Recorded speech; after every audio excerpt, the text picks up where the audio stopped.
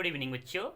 आज हम लोग पढ़ेंगे interlinking products across the countries. ये टॉपिक जो है इकोनॉमिक्स का पार्ट 1 हम लोगों ने ऑलरेडी डिस्कस कर चुके हैं, तो ये पार्ट 2 है। यहाँ पर हम लोग डिस्कस करेंगे फर्स्ट ऑफ ऑल इन्वेस्टमेंट, इसका डेफिनेशन क्या है, इन्वेस्टमेंट क्या है, किस चीज़ को इन्वेस्टमेंट कहते हैं। तो इन्वेस्टमेंट जो है, कोई भी कंपनी किसी भी चीज़ का प्रोडक्शन करने के लिए फर्स्ट ऑफ ऑल उसको लैंड चाहिए, ज़मीन चाहिए, क्योंकि प्रोडक्शन जो होता है ओपन स्काई में तो नहीं होगा ना, ज़मीन तो चाहिए।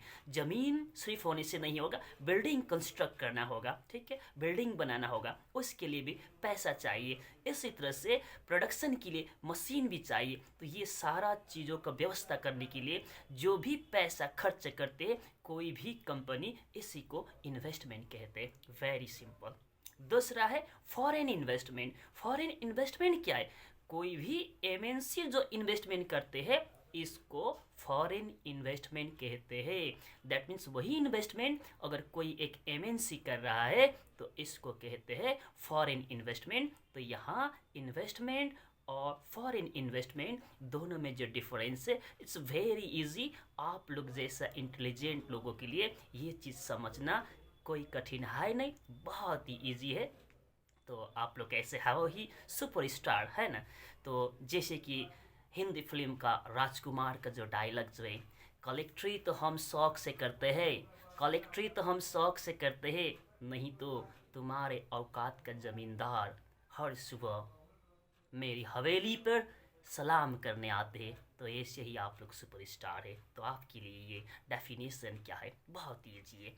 ओके, अब हम लोग देखते हैं एमएनसी जो है किस तरह से अपना प्रोडक्शन को इंटरलिंक करते हैं across the countries. That means हम लोग को पता है एमएनसी जो है प्रोडक्शन एक ही कंट्री में इसका लिमिटेड नहीं रहता है, ये बहुत सारा कंट्रीज में इसका प्रोडक्शन प्रोसेस कंप्लीट होते हैं। तो एमएनसी प्रोडक्शन किस तरह से करते हैं, ठीक है। फर्स्ट ऑफ ऑल पॉइंट 1 जो है, एमएनसी जो है जॉइंटली काम कर सकता है लोकल कंपनी का साथ। दैट मीन्स एमएनसी जो है लोकल कंपनी का साथ मिल करके प्रोडक्शन कर सकते हैं, ठीक है।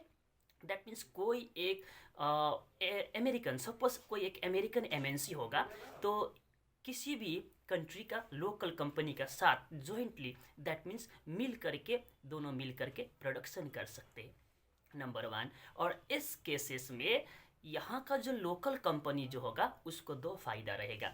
नंबर 1 बेनिफिट उसको मिलेगा कि एमएनसी जो है, एमएनसी का पास बहुत पैसा रहते। एक एमएनसी जो है एक डेवलपिंग कंट्री का जो जीडीपी जो है उससे ज़्यादा एक एमएनसी का पास पैसा रहता है। तो एमएनसी लोकल कंपनी को first of all money provide कर सकते हैं, उसको पैसा दे सकता है, क्योंकि लोकल कंपनी जो होगा उसका पास पैसा कम होगा, पैसा का ज़रूरत होगा, तो एमएनसी उसको मनी प्रोवाइड कर सकते हैं ताकि उसका एडिशनल इन्वेस्टमेंट में हेल्प हो, मशीन वगैरह बाई करने में हेल्प हो। इस तरह से एक लोकल कंपनी को बेनिफिट मिलता है एमएनसी का साथ जॉइंटली काम करने से।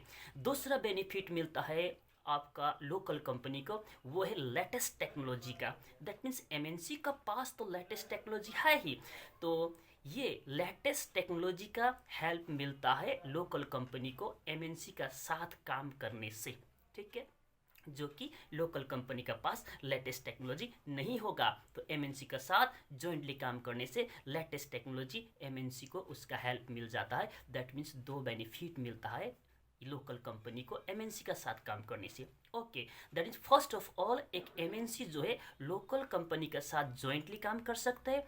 दूसरा जो है एमएनसी जो है आपका लोकल कंपनी के, point number 2, buy off local companies, local company को ही पूरी तरह से खरीद सकता है एक एमएनसी, ठीक है, लोकल कंपनी को ही पूरी तरह से खरीद सकता है। इसका पास पैसा का कहाँ कमी है, तो लोकल कंपनी को ये पूरी तरह से खरीद सकता है। जैसे कि यहाँ पर आपको एक एग्जांपल दे दूँ, कारगिल फूड जो है ये एक अमेरिकन एमएनसी है। कारगिल फूड अमेरिकन एमएनसी है और इसने खरीद लिया है इंडिया का जो लोकल कंपनी पारक फूड। और पारक फूड जो है एडिबल ऑयल बनाते, दैट मीन्स खाने वाले तेल बनाते। इसका अपना ही 4 रिफाइनरीज इंडिया में था, और जैसे ही इसको कारगिल फूड ने खरीद लिया, इसका सारा का सारा जो रिफाइनरीज वगैरह जो हुआ शिफ्ट हुआ कारगिल फूड पर, ठीक है। और कारगिल फूड का कंट्रोल में चला गया ये। और प्रेजेंट में जो है ये इंडिया का लार्जेस्ट प्रोड्यूसर है एडिबल ऑयल का, और daily million pouches of edible oil ये बनाने लगे हैं प्रेजेंट डे में, ठीक है।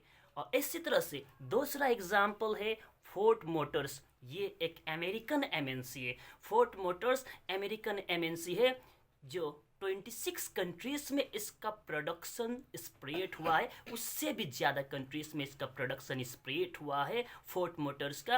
और ये 1995 में ये फोर्ड मोटर्स इंडिया आए और इंडिया में 1700 करोड़ रुपीस स्पेंड किए, और चेन्नई जो है वहाँ पर इसने एक प्रोडक्शन का एक प्लांट सेटअप किए, ठीक है। और यहाँ ये जो फोर्ड मोटर्स जो है इंडिया का जो ऑटोमोबाइल मैन्युफैक्चरर जो जनरली जीप है और ट्रक जो बनाते थे महिंद्रा एंड महिंद्रा, उसका साथ कोलैबोरेट करके, दैट मीन्स उसका साथ जॉइंटली काम किए, और इस तरह से ये लोग ऑटोमोबाइल प्रोडक्शन करने लगे। तो प्रेजेंट डे में महिंद्रा एंड महिंद्रा का भी नाम हुआ। अभी इसका जो प्रोडक्ट्स जो है ऑटोमोबाइल्स जो है वर्ल्ड का डिफरेंट कंट्रीज़ में एक्सपोर्ट होता है, जैसे कि अफ्रीका होगा, मैक्सिको होगा, ब्राज़ील होगा, और डिफरेंट कंट्रीज़ में एक्सपोर्ट होता है। दैट मीन्स एमएनसी का साथ कोलैबोरेट होकर के काम करने से महिंद्रा एंड महिंद्रा को भी अपना एक रिकॉग्निशन मिला है, ठीक है।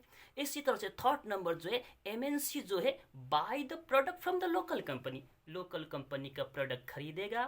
थर्ड प्रोसेस है एमएनसी कैसे काम करता है, लोकल कंपनी का प्रोडक्ट ये खरीदेगा, उसमें टैग लगाएगा अपना, ठीक है, ब्रांड नेम लगाएगा अपना, और इंटरनेशनल मार्केट में सेल करेगा। ये सारा तरीका है एमएनसी का काम करने का।